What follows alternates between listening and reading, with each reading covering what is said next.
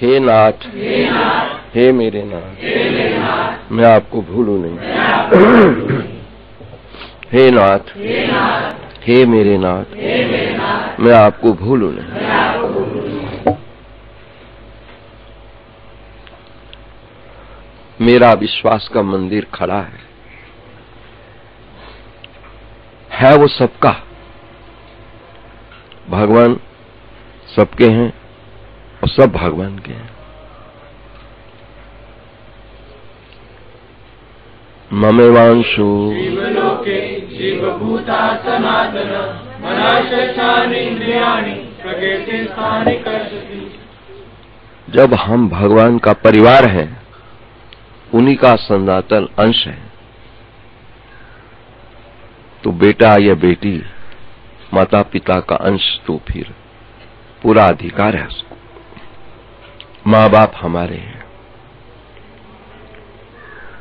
इस भूल भलैया में किसने डाल दिया हमको कि उनके अतिरिक्त भी कोई माँ बाप हमारा होगा। उस भूल भलैया को छुड़ाने के लिए ही हम अपने जीवन के अंतिम चरण पर लगे हैं। अब तो देखते ही देखते 1 जनवरी तक हमने कह रखा है कि इस विश्वास के मंदिर पर मैं अपनी स्तुति प्रद विषय को प्रदान करूंगा। तुम्हारे काम का होगा तो कुछ ले लेना कण का, नहीं तो हमारी मर्जी। देखते ही देखते कहा 230 दिन पहले मैंने घोषणा करी, कहा आज के बाद 70 दिन रह गए। देखो 74 दिन और रह गए। सारे दिन खाए गए महाराज। जब 90 दिन बाकी पड़े थे, तब हमारे अनिल शर्मा ने हमसे कहा, बाबा पहले अपनों से अपनी बात भी मैंने टेप करी और मनवा बाबू भी कर ली। विश्वास का मंदिर छूट रहा है, अब 90 दिन रह गए हैं, तो इस 90 दिन का हमको स्वीकृति करो कि मैं ये विश्वास के मंदिर की बात भी आपकी टेप कर लूं। कोई हमसे पूछेगा कि बाबा अपने अंतिम चरण पर विश्वास के मंदिर पर बैठ के क्या बोलता रहा है। भरतलाल जब ननिहाल से आए हैं, उस समय का चित्रण हो रहा है। पता चला है कि दशरथ की मृत्यु हो गई है। भरतलाल ने एक ही पुकार लगाई, मां सच बताओ, पिताजी जाते जाते मुझे किसके हवाले करेंगे। वो बात इनकी याद आने लग गई कि कोई हमसे पूछेगा, बाबा ने अंतिम चरण पर जीवन पर ये विश्वास के मंदिर पर इस समय व्यतीत किया है, उस समय क्या बोले हैं, कुछ कहा है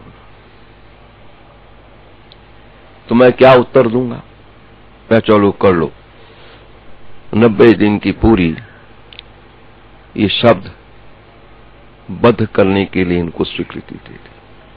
चलो ये भी सुन लो। बाबा तो अपनी बात करने में लगा रहा है।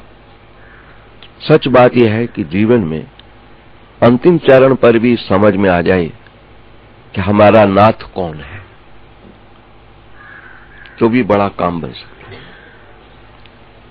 अभी तक तो नाथ पत्नी को, पति को, पुत्र को, मकान को, रुपए को, जमीन को मानते रहे। ये हमारा आश्रय है। लेकिन जब होश ठिकाने आती है, जब सब तरफ से निराशा के बादल दिखते हैं, तब फिर सोचना पड़ता है आखिर हमारा नाथ कौन हो सकता होगा। मेरी माँ ने, जन्म देने वाली ने छाती ठोक के कहा, तू मेरा प्यारा बेटा है।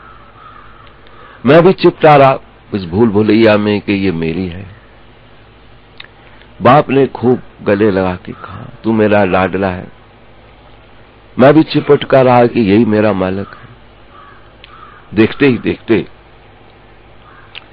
सबने निराशा दिखाई मुझको, विश्वासघात।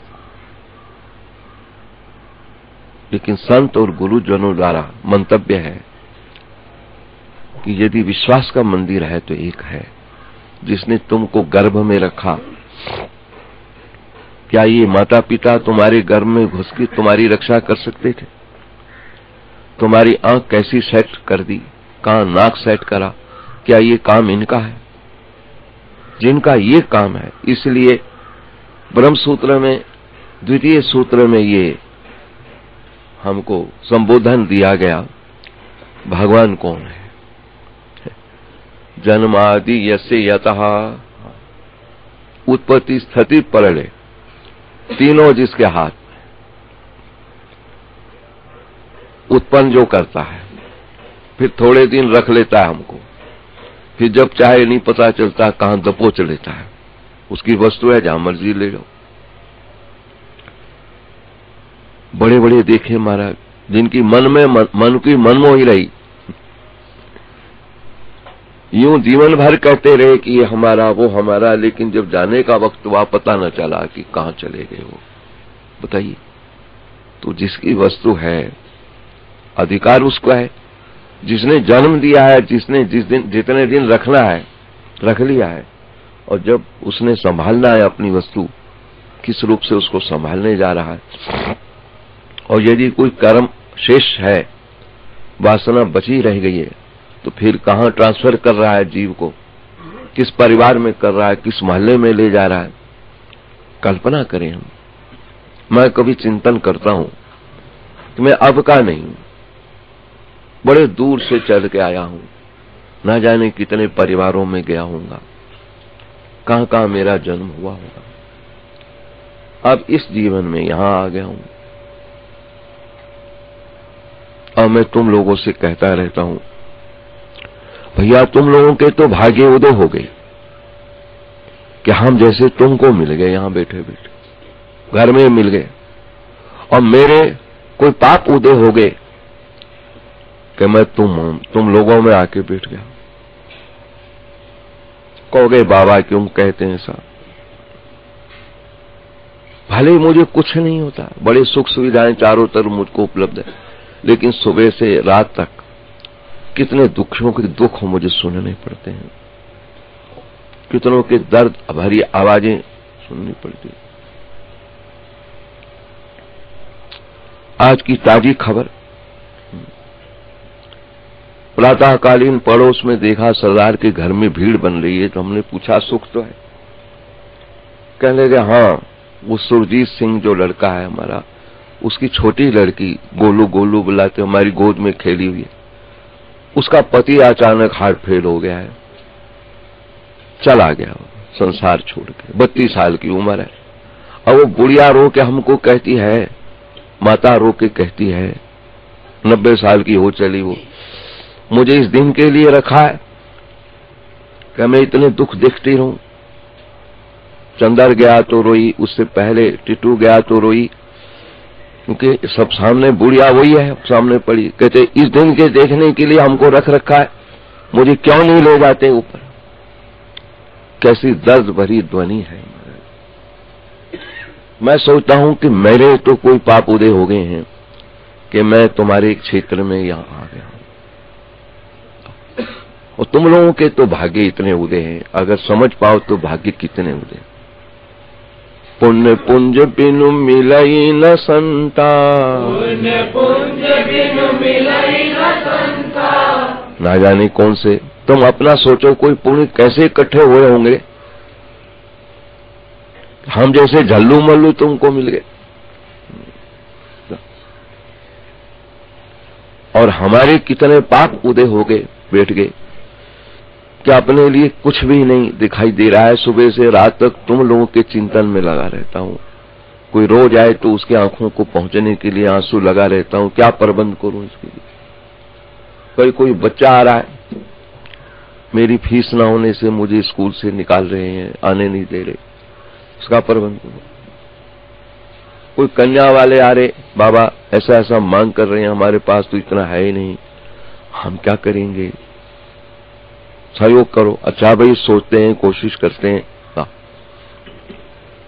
मैं सोचता हूं कोई न कोई पाप तो, आखिर विभीषण के भी कोई पाप होंगे इतना बड़ा भक्त जो राम गले लगा रहा है उसको पूरी सभा में अपनी, रावण ने लात मारी जब गए हैं राम के पास। इतना बड़ा भक्त है राम का, उसके भी कोई पाप इतने उदय हो गए कि राक्षस के भीतर, राक्षसों के भीतर लंका नगरी में उसको निवास दे दिया गया। लगता है भक्त हो, संत हो, किसी को भी कर्म की गति ने छोड़ा नहीं। कहां ले जाए किसको बताओ। रविदास जैसा राष्ट्रीय संत हमारा चमार के घर में जूता गांठते पाया जा रहा, सारे विश्व में छा रहा है, भक्त है वो, संत है वो। शिवरी जैसी परम भक्ता सारे विश्व में छा रही है राम की कथा के साथ। भील जाति में जन्म दे रहे हैं उसको, तो कोई पाप उसका भी हुआ होगा। मेरे जैसा जो सवेरे 2:30 बजे से उठकर रात 11 बजे तक काम ही और कोई नहीं, यही काम, ये करो, जप करो, गीता आवृत्ति करो। तो कैसी जगह जाके हमको बिठा दिया। अब तो भगवान की बड़ी कृपा है,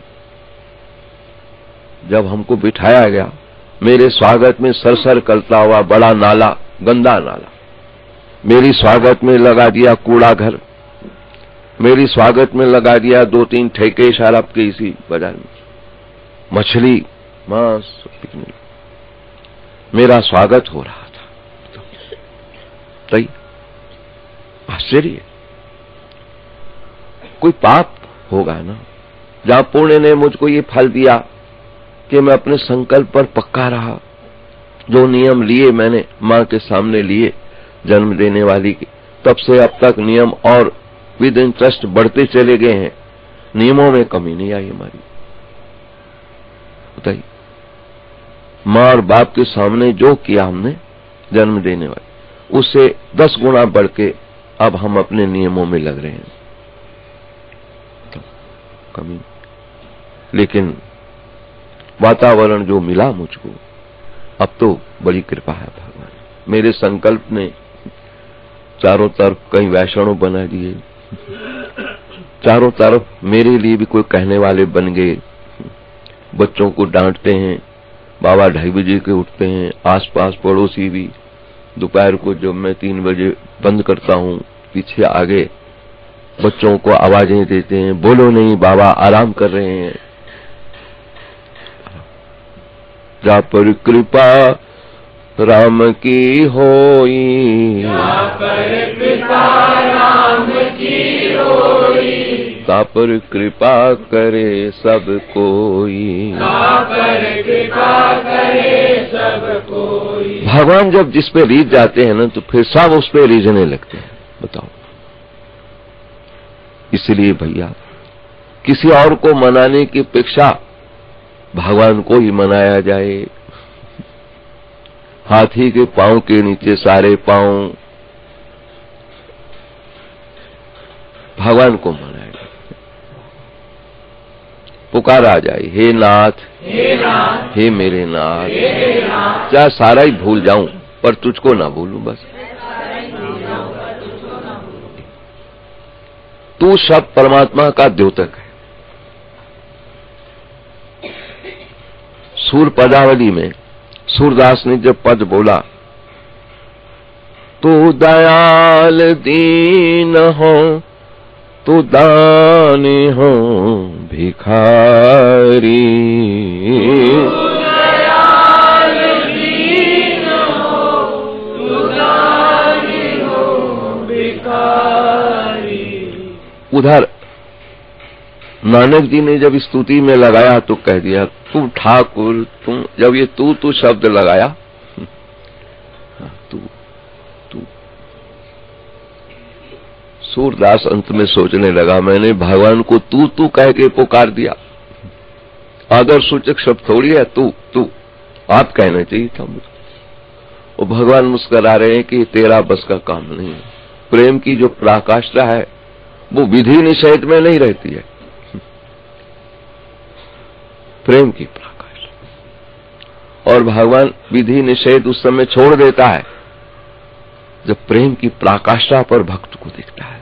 क्या विधि थी विदुरानी की, केले का छिलका खिला रही भगवान को, और भगवान कह रहे हैं वाह, ऐसा स्वाद तो मुझे मैया के माखन मिश्री खाने से नहीं आया। क्या विधि थी वहां? लेकिन नहीं, निर्मल मन जन सो मोहि पावा, निर्मल मन जन सो मोहि पावा। प्रेम की जो परिभाषा है, प्रेम की जो पराकाष्ठा है, वो विधि निषेध नहीं दिखती है, क्योंकि विधि निषेध तो शरीर पर है। जिसको शरीर का अध्यास नहीं रहा है तो उसको भगवान ने क्या देखना है कि क्या है? वो तो ये देख रहा है कैसा इसको प्रेम हो रखा है, पता ही नहीं रहा, दीन दुनिया की खबर नहीं रही, ये नहीं पता लग रहा कि छिलका है या गिरी है, खिला रहा, बस को एक ही काम है, भोग लगाना है। ऐसी जब प्रेम की परिभाषा, ऐसा जब प्रेम की पराकाष्ठा पर साधक पहुंचता है, फिर वहां कवि अपनी कल्पना में संजो करके हमको दे रहा है। जिस बंदगी में होश है, जिस बंदगी में होश है, वह बंदगी बंदगी नहीं, बंदगी बंदगी नहीं। जिसमें होश है तो बंदगी कहां रही? भगवान के भजन में इतनी पराकाष्ठा पर वृत्तियां पहुंच जाएं, हमको पता न लगे क्या भोग लगाना है, कैसे लगाना है। थाली ले जाकर के ठाकुर को भोग लगाने जा रहे मंदिर में, और रास्ते में कोई भूखा देख लिया है, थाली उसके आगे रख रहे हैं, गोपाल लगाओ भोग।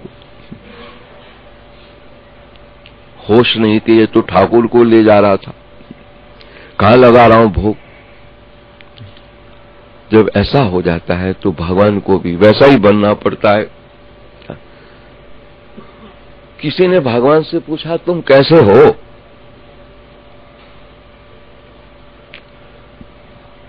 कहते हम तो जैसे को तैसे हैं। कोई हमसे पूछे भगवान कैसे हो, तो कहते जैसे को तैसे। क्यों?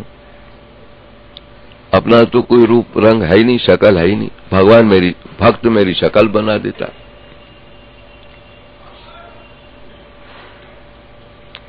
मुझे जैसा चाहता हूं वैसे बन जाता हूं भक्त के आगे।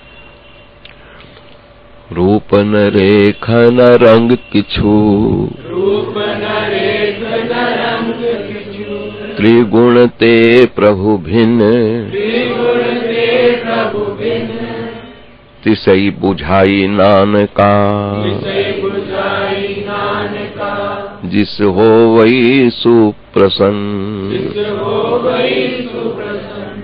अति प्रसन्नता पर तो भगवान उसको कोई रूप भी दर्शन दे जाते हैं।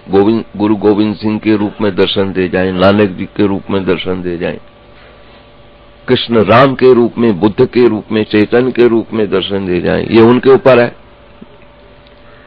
यद्यपि निर्गुण है, सिद्धांत में निर्गुण है, लेकिन दृष्टांत में सगुण है हमारा। जैसे बिना दृष्टांत के कोई सिद्धांत समझ में ही नहीं आता, ऐसे बिना सगुण की उपासना के निर्गुण समझ में ही नहीं आ रहा। जो लोग निर्गुण की उपासना में लगे हैं महाराज, वो भी सगुण को मान के ही लगे। आखिर गुरु जी को माना है, उसे मंत्र लिया है, तभी निर्गुण की उपासना शुरू करी है। तो गुरु जी तो सगुण के रूप में ही मंत्र दे रहा है, सगुण है वो, वाणी उसकी सगुण है जो वर्णन दे रहा है। सारा प्रसंग देखकर नानक जी ने झगड़ा खत्म करने के लिए कहा कि निर्गुण आप सगुण भी सोई, निर्गुण आप सगुण भी सोई, कलाधारन जिन सगरी मोही, कलाधार जिन सगरी। अरे झगड़ा मत करो, भगवान तो दोनों रूपों में रहता है, निर्गुण भी है सगुण भी है। बताओ, हम लोग जितने घूम रहे हैं ना महाराज, इसके लिए वर्णन आता है भगवान है। जब शरीर नहीं रहता तो निर्गुण हो जाते हैं, पता नहीं कहां गए। अव्यक्त निधनाने शरीर लेता है तो सगुण हो जाता है। इसीलिए जितने घूमते दिखाई दे रहे जहां जहां कुछ मिल रहा है भगवान का सगुण रूप है बस, और उसके बाद निर्गुण है। सगुण के रूप में दर्शन दे रहा है, निर्गुण के रूप में अदृश्य हो रहा है। सगुण के रूप में सामने घूमता दिखाई दे रहा है, निर्गुण के रूप में अंदर सारे काम कर रहा है। काम तो सारे वही कर रहा है। ये निदम विजानत भवती तंकेन विजाने, आज जिससे सारा जाना जा रहा है उसको किससे जाने हम? निर्गुण है वो, जिसकी सत्ता से आंखें सत्ता प्राप्त करके देखने का काम कर रही हैं, वो निर्गुण ब्रह्म है। और आंख जो है वो सगुण है। निर्गुण की सूचना भी सगुण नहीं दी है। जितने आंख कान हाथ ये सब सूचना दे रहे हैं, निर्गुण भगवान है, विराज रहे हैं। निर्गुण के बिना सगुण का कोई महत्व ही नहीं नजर आ रहा है, और सगुण के बिना निर्गुण को जान ही नहीं रहा है। फिर जब दोनों अन्य में आश्रित हैं तभी फिर ये झगड़े खत्म हो रहा है। प्रेम की पराकाष्ठा भगवान के सिंहासन को हिलाती है। भक्ति की पराकाष्ठा भगवान को दर्शन ही करा देती है। ज्ञान की पराकाष्ठा सारे विश्व में ब्रह्म का दर्शन करा देती है। युमाम पश्यति सर्वत्र तस्याहं न प्रणश्यामि समेना प्रणश्यति। ज्ञान की पराकाष्ठा पर तो सारा विश्व, जो सब में मुझको दिखता है, मुझ में सबको दिखता है, वो मुझसे भिन्न नहीं, मैं उससे भिन्न नहीं रहा हूं भगवान के लिए। ज्ञान की पराकाष्ठा सारे विश्व में विराट का दर्शन करा देती है। भक्ति की पराकाष्ठा भगवान के सगुण रूप में दर्शन करा देती है। प्रेम की पराकाष्ठा शरीर की शुद्धि भुला करके हमको पता नहीं कहां ले जाती है, कहां ले जाती। प्रेम की पराकाष्ठा कहते वो ब्रह्म से मिलाने ले जा रही है, रास्ता वही है। हरि व्यापक सर्वत्र समाना, हरि व्यापक सर्वत्र समाना, प्रेम ते प्रगट होई मैं जाना, प्रेम ते प्रगट होई मैं जाना। ये प्रेम की पराकाष्ठा है कि भगवान को बाध्य होकर के भक्त के आगे प्रकट होना ही पड़ता है, बाध्य होकर। भगवान को भी कभी कभी मजबूरी हो जाती, अब हम जैसे को भी कभी कभी मजबूर होना पड़ता है। कुछ प्रसंग कल परसों के लग रहे थे हमारे सामने, हमने उनको कहा भले ही हमारा ये विषय नहीं है, लेकिन दोनों तरफ मेरे बच्चे हो, इसलिए मुझे भाग लेना पड़ रहा है। दोनों का कल्याण कैसे हो सकता होगा, इसलिए मैं दोनों के लिए टाइम दे रहा हूं। मेरा कोई प्रयोजन नहीं, मुझे ना तुमसे कुछ लेना है ना इससे कुछ लेना है, परंतु यही है कि दोनों बच्चे मेरे सुखी कैसे हो सकते हैं, इसलिए लग रहा हूं। जितनी मेरा विषय नहीं है, व्यवहार का विषय, किसी व्यवहारिक व्यक्तियों को पकड़ो, पर चूंकि किसी पर और विश्वास नहीं बन रहा है, बाबा पर विश्वास है, लाखों रुपए का काम है। दोनों के साथ हमने कहा व्यवहार मेरा तो है नहीं, लेकिन जो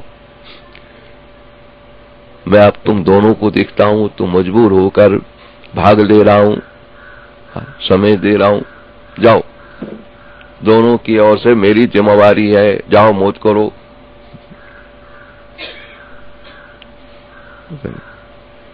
कई लाख का विषय था हमारा, तो चलो जाओ दोनों सुखी रहो, विश्वास करो इन दोनों पर, आपस में भाई भाई हो जाओ, दोनों सुखी हो जाओ।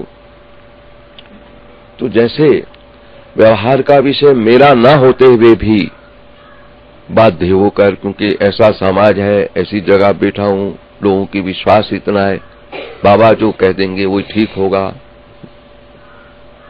और किसी पे विश्वास नहीं है, बाबा निष्पक्षी हैं, वो कुछ चाहेंगे नहीं किसी से, हमारा हित करके हमको कुछ कहेंगे।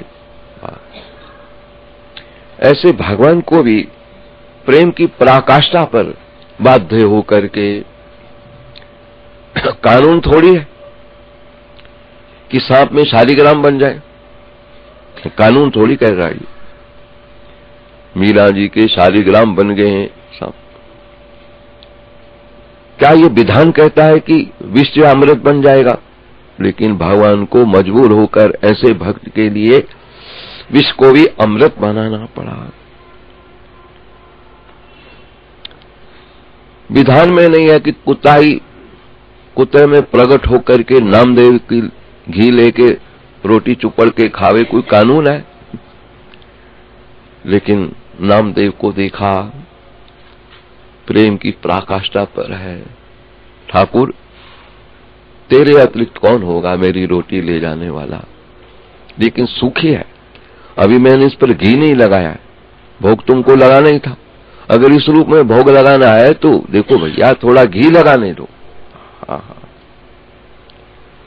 कानून तो नहीं कि कुत्ते में ऐसे प्रकट हो जाए चतुर्भुज रूप, लेकिन नहीं, हमारे सनातन धर्म का भगवान ऐसा नहीं है केवल मस्जिद तक सीमा लिए हुए होगा, केवल गुरुद्वारा तक सीमित पड़ा हो, चर्च तक सीमित पड़ा हो। हमारा सनातन धर्म का तो भगवान कुत्ते में भी प्रकट होकर के रोटी खा रहा है, पत्थर में से निकल करके दूध पी रहा है। नामदेव जी पिला रहे हैं दूध ठाकुरों को। दूध पियो मेरे गोविंद राय, दूध पियो मेरे गोविंद राय, दूध पियो मेरा मन पतियाए, दूध पियो मेरा मन पतियाए। हो सकता है आपको भूख नहीं लगी होगी, मेरा मन रखने के लिए। जैसे कभी किसी समय कोई भक्त, वैसे तो हम किसी के घर में गए ही नहीं मारा, लेकिन कोई ऐसा भक्त जो नियम से आने वाला रहा। अब हमारे सामने जैसे बैठे हैं अपने अशोक जी, तो जिस मकान में ये रहते हैं, इन मकान में हम गए हुए। एक हमारे भक्त थे ढींगरा जी, क्या नाम था, भजनलाल ढींगरा, परम भक्त थे हमारा। अंतिम क्षण तक उन्होंने हमारा हवन नहीं छोड़ा। जब से लगन लगी हवन की, एक्सीडेंट भी हुआ तो भी देखा हवन में बैठे हैं, पट्टी पट्टी बांधी। हमने कहता ये नहीं छोड़ूंगा जब तक मरूंगा, ये नहीं छोड़ूंगा। जब तक शक्ति बल रही है हवन में आकर हवन करते रहे।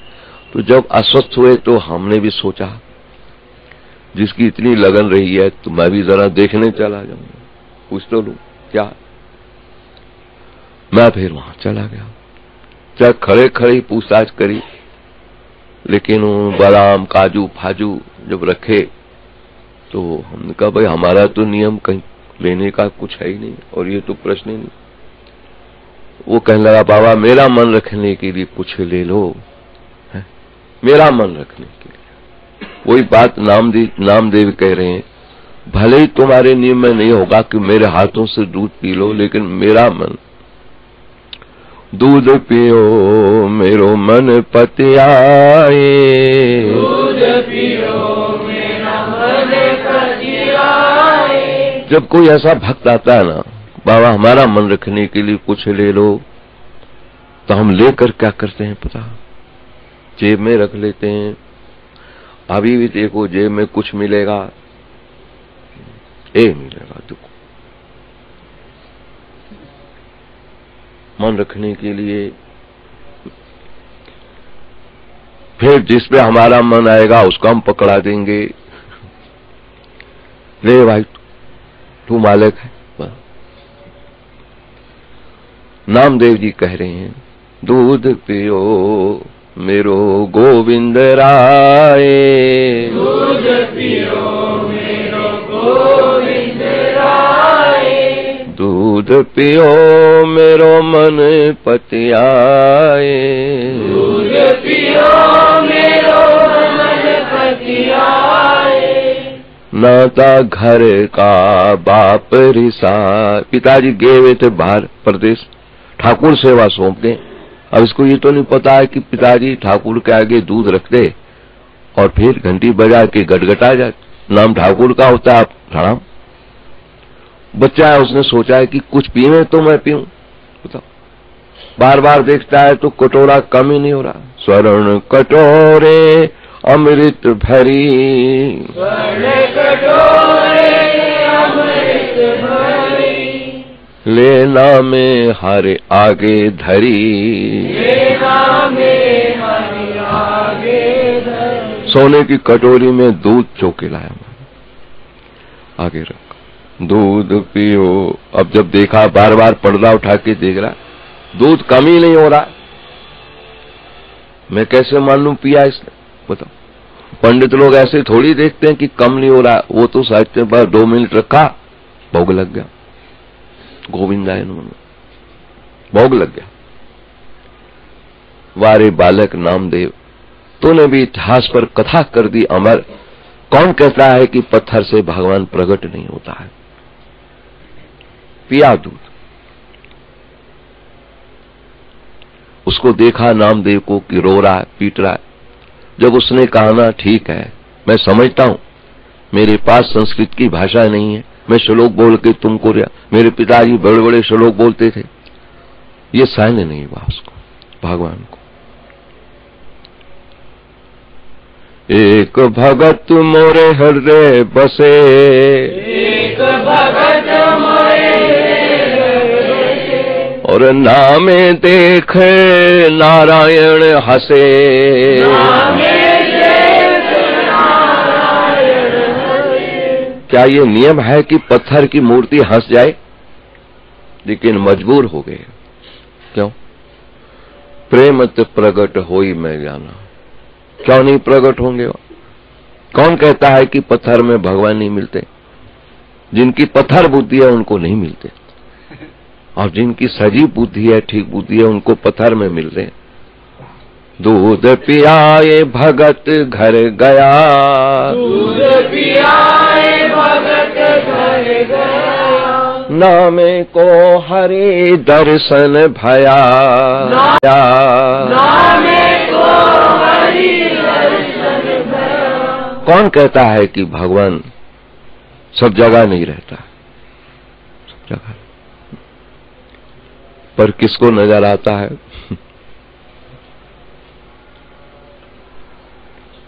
सब जगह रहता हुआ भी नजर किसको आता है? पता? तो आंखें हो तो हर जगह तू आया है। देखो, मुनव्वर तेरे नूर से हर मकान है, मुनव्वर तेरे नूर से हर मकान है, जो आंखें हो हर जगह तू आया है, जो आंखें हो हर जगह तू आया है। आंखें चाहिए हमारा। तभी तो भगवान ने, इसी विश्वास के मंदिर से ध्वनि उठ रही थी, भगवान ने अर्जुन से कहा, तू अगर मुझे देखना चाहता है ना, तो इन आंखों से नहीं देख पाएगा। दिव्यम ददामि ते चक्षु, मैं तुमको दिव्य चक्षु देता हूं। बड़ी दया आ रही है तुम पर कि तुमको मुझे देखने की उत्कंठा लग रही है, मुझे देखने की इच्छा हो रही है। किसी संत और गुरु को देखो तो कहे कि आप मुझे दर्शन कब दोगे, बताओ, मेरी आंखें तो ऐसा देख नहीं पाएंगी, आप हो कौन, बताओ।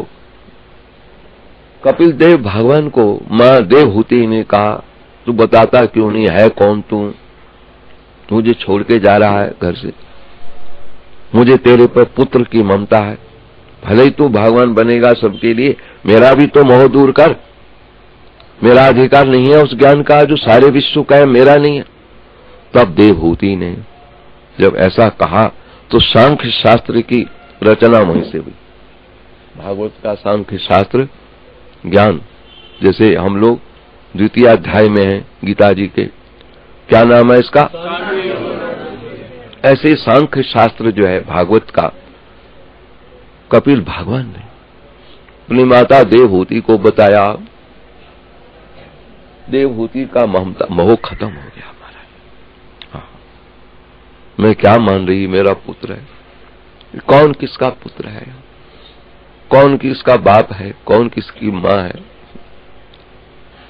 दिव्य चक्षुओं से नजर आता है सिवाय भगवान के और कौन हो सकता हो। चरम चक्षुओं पर यह पड़ा है सारा मामला। और दिव्य चक्षु जब मिलते हैं तो जिधर देखो तो तुम्हारा यदा नवी तदा मूत्र तदा नवी मृत्यु सामृत्यु महापनोति यही नाना एवं पश्यति। वेद कहता है जो यहाँ है वही वहां है, जो वहां है वो यहाँ है। इसके अतिरिक्त जो मानता है वो फिर बार बार जन्म मरण के चक्कर में पड़ता है। बताओ, इतनी लंबी सजा है। मानव जीवन मिले, प्रयत्न करें हम कि हम उस नाथ को समझें। और तो जिसको नाथ मानते हैं सब अनाथ बना के हम चले जाते हैं। कौन है अनाथ किसका, कौन आश्रय यहां पर किसका, कितनों ने किसका आश्रय लिए।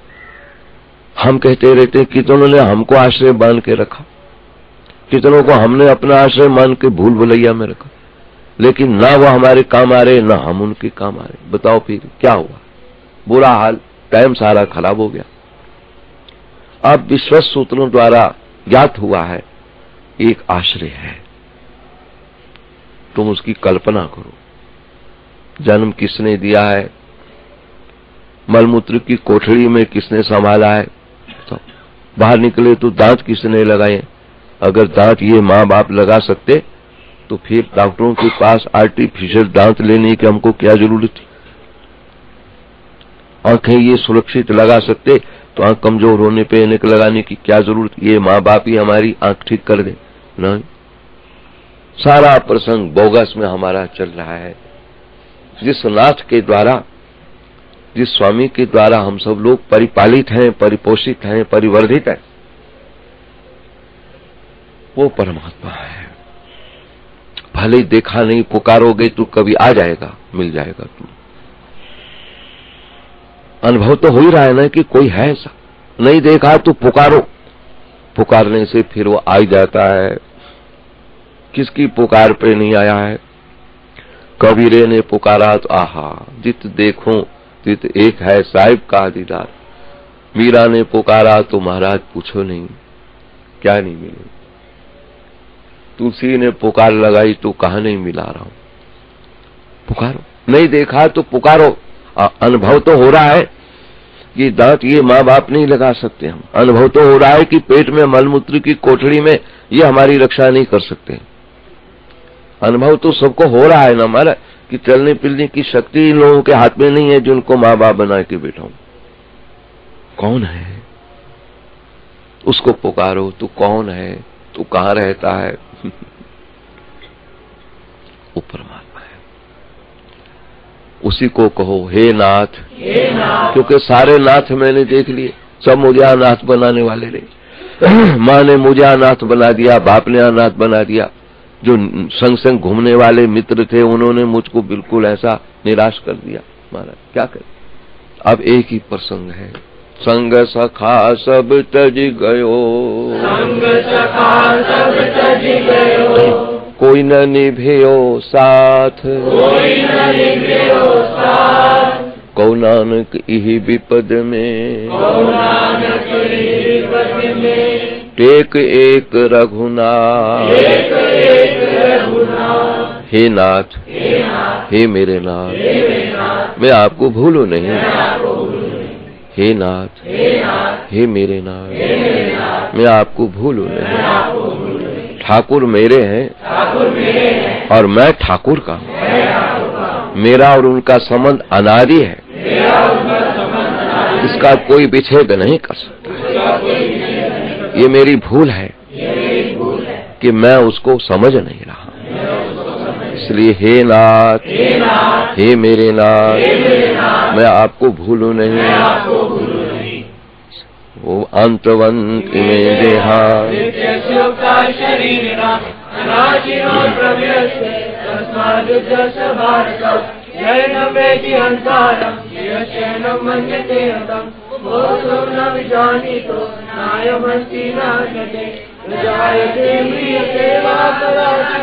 नायं भूत्वा भविता शाश्वतोऽयं पुराणो नान्यदेहान्यमाने शरीरे वेदाविनाशिनं नित्यं नैनमजमव्ययं कथं च पुरुषा पार्थ गङ्गात्यति हन्तिकम् वाचांसि देहानि यथा दियानि नवानि गृह्णाति नरोपराणि तथा शरीराणि विहाय श्रीमान् अन्यानि संयाति नवानि देहि नैनं चिन्यन्ति शस्त्राणि नैनं दहति पावका न चैनं गृह्यन्त्यापो न शोषयति मारुता।